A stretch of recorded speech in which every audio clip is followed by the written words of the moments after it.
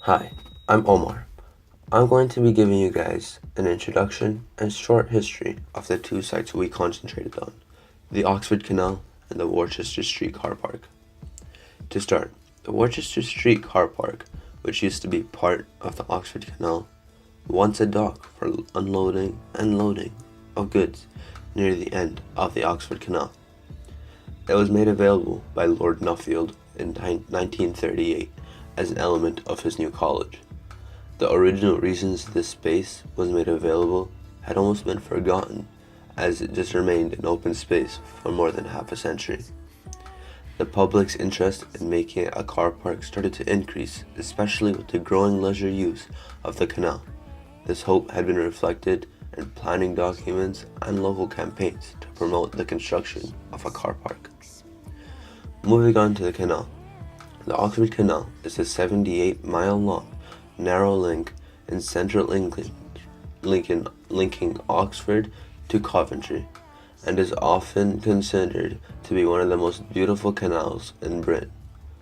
The Oxford Canal was constructed in several stages over a period of more than 20 years. In 1769, an Act of Parliament authorized the company to go ahead with the construction of the Oxford Canal. The intention was to link the industrial English Midlands to London via the River Thames. Construction began shortly after near Coventry. For the next 15 years after the completion of the Oxford Canal, it became one of the most important and profitable transport links in Britain, with most commercial traffic traveling between London and the Midlands using the route. The main product of transport was coal from Warwickshire. It also carried stone, agricultural products, and other goods through this route.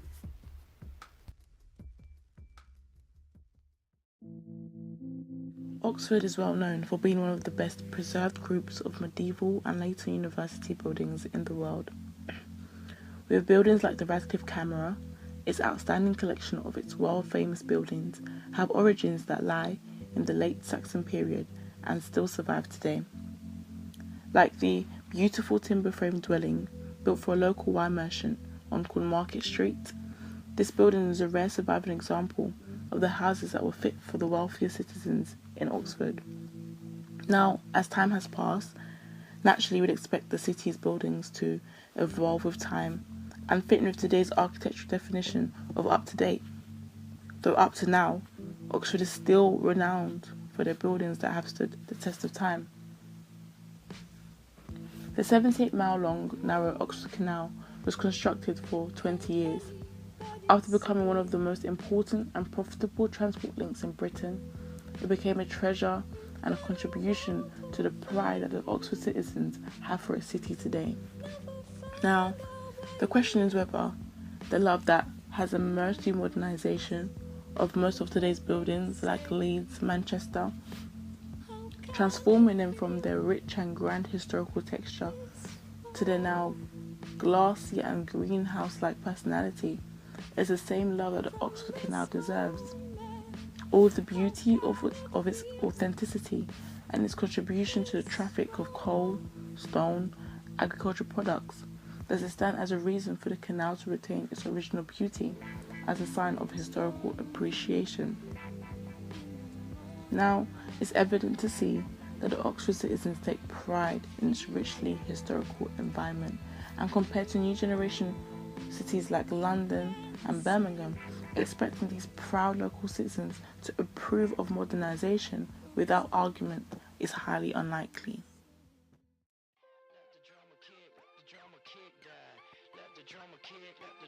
The canal, as we have heard, had an important function in Oxford society, being used as a key means of transport of goods around the UK. Sadly, as we know, the canal isn't being used for any means. We believe that we need to find new functions for the canal because currently it is a wasted area. According to the 2014 statistics from the Oxford City Council's website, Oxford brings in more than 9 million tourists every year, with the canal being one of the most visited areas, which is fair justification to revitalise the area so that it gives back to society. For example, it could be possible to build a museum in the area, as there's no real information on the canal which can be found in the area. Other options include the opportunity to more floating houses, a concept which has been very successful in the village of Eiburg in eastern Amsterdam. Similarly, the Worcester Street car park is an inefficient use of space. The car park offers Oxford a total of 200 parking spaces, which is less than half of the parking spaces that Oxpen's car park offers, which leads to the opportunity for relocation, which can potentially avoid congestion in the area by allowing for more lanes to be built for cars and transportation, in turn freeing up space for other refurbishment. For example, it could be easily converted into student accommodation or even an education department for Oxford, or a building for professionals and businesses. The opportunities are somewhat endless. However, seeing that the river is protected by the Canal and River Trust, we must analyse whether there even is a need to revitalise the canal. Reasons for why can be put down to the river is both protected and considered an area of natural beauty, and the public don't want change. For example, during the 1960s there was a defence for the canal after a proposal to shut down the canal was rejected by the Minister for Transportation, Barbara Castle.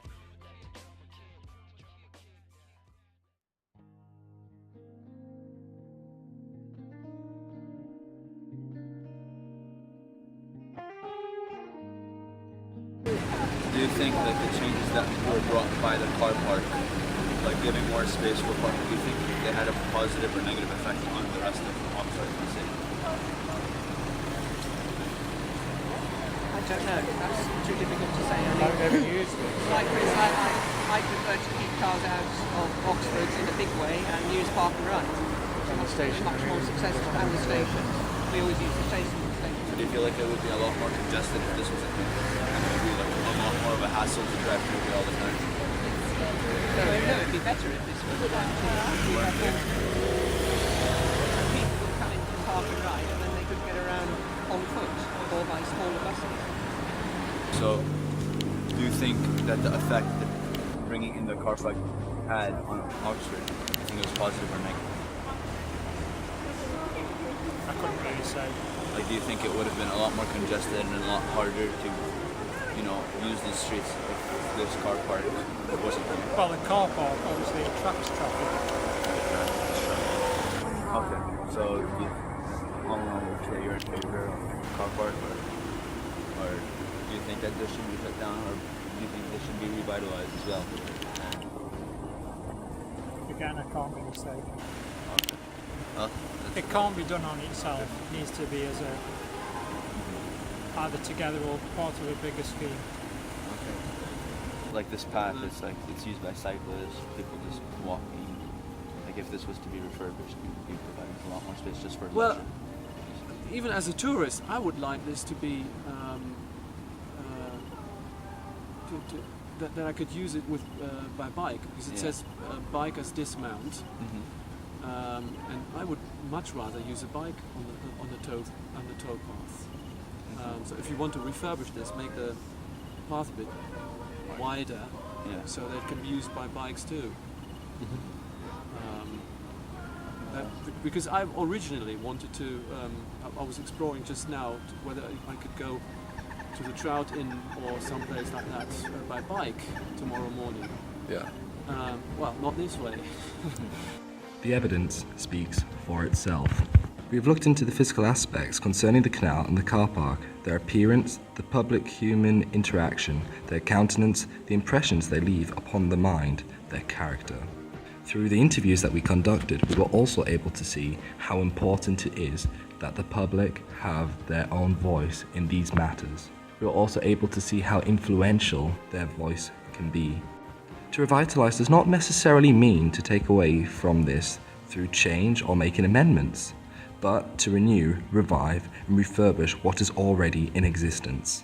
With the natural aesthetic beauty, enriching history, complex policies, and rigid environmental requirements all to be coherently considered as a collective, we can now informatively move on to the aspect of visualization, to make an attempt of projecting an image to others of what it is we can see in store for this area in the future.